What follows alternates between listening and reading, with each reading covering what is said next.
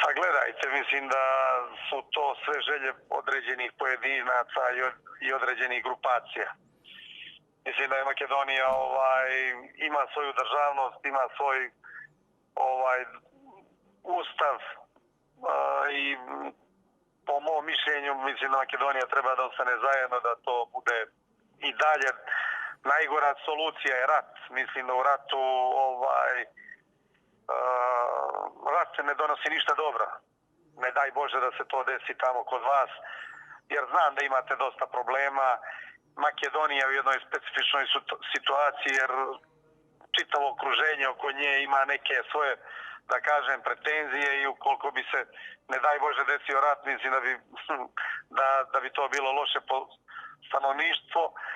Generalno gledajući, a onda bi vjerojatno te neke manje grupe, što ja kažem, nekih ljudi vjerovatno profitiralo, ali mislim da Makedonija treba da ostane, da sačuva mir. Najbitnije je sačuvati mir u državi.